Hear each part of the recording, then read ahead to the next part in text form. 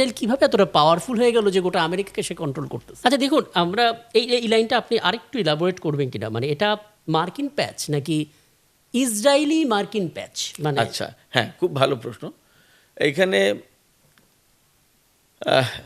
এ দুটোই তারপরে যদি আমরা ক্যালকুলেশন করে কনক্লুশনে আসি তাহলে ইসরায়েলি লবির প্যাচই বলতে হবে।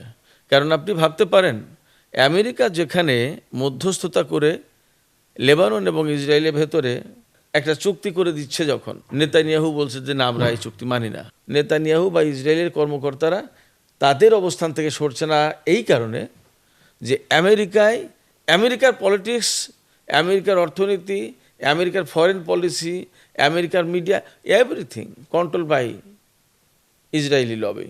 আইপ্যাক যেটা আছে, আপনি নিশ্চয়ই আইপ্যাক সম্পর্কে ধারণা রাখেন। আইপ্যাক যে নীতি অনুসরণ করে, তারা যে প্ল্যান পলিসি মেনটেন করে, ওইটা আমেরিকার লোকজন মেনে চলতে বাধ্য। কেন বাধ্য?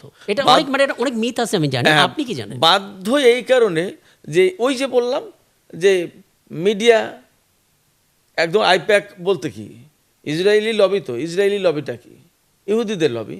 ইসরায়েল মানে তো ইহুদি রাষ্ট্র, একদম তারা নিজেরাই এইভাবে বাড়িয়েছে। আচ্ছা, কোনটা দেহ কোনটা লেজ? কে কাকে নাড়াচ্ছে আমেরিকার ইসরায়েল? এই যে বললাম, এই এই আপনার আমেরিকা আমরা সামনে থেকে দেখি একটা বড় দেশ, একটা শক্তি, অনেক কিছু। এর বাস্তবতা তো পেছন থেকে কলকাঠি নাড়ে তো ওই আইপ্যাক যখন কলকাঠি নাড়ে তখন তাদের কথা কি সেই দিকেই যাবে, এর বাইরে কোনো কিছু ভাবার সুযোগ নেই। আপনি ভাবতে পারেন, এই যখন ইরানের সাথে ডোনাল্ড ট্রাম্প চুক্তি করব, আমেরিকার রাজনীতিতে দুটো ভাগে বিভক্ত হয়েছে আমেরিকার রাজনীতি।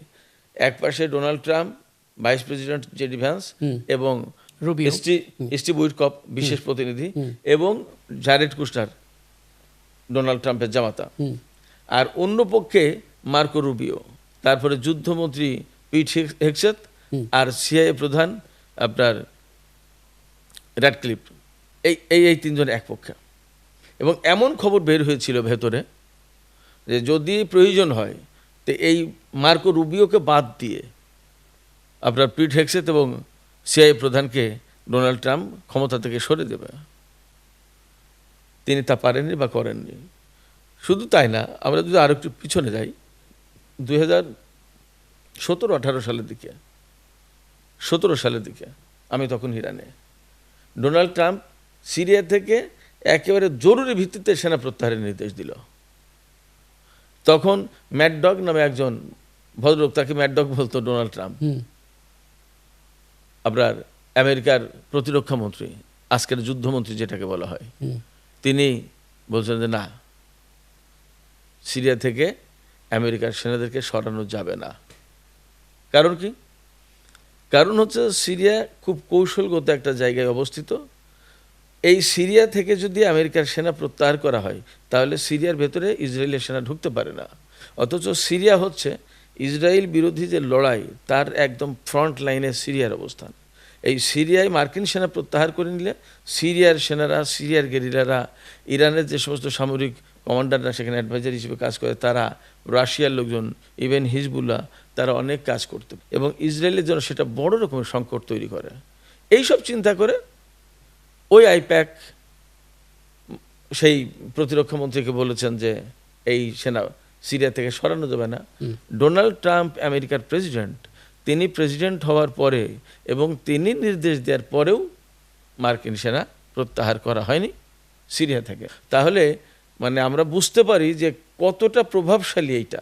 আপনি প্রশ্ন করেছিলেন যে কেন এতটা প্রভাবশালী, কিভাবে, কেন তারা আমেরিকাকে নিয়ে, মানে 1946-এর দিকে যদি আমি জন্মটা ধরে রাখি, সেই ইসরায়েল কিভাবে এতটা পাওয়ারফুল হয়ে গেল যে গোটা আমেরিকাকে সে কন্ট্রোল করতেছে? ওই সময় তো শুধু পাওয়ারফুল হয়নি, তার আগে ইহুদি লবি যেটা, আপনি তাদের যে প্রভাব প্রতিপত্তি এবং তাদের যে কৌশল, এটা সব সময় ভিন্ন রকমের ছিল।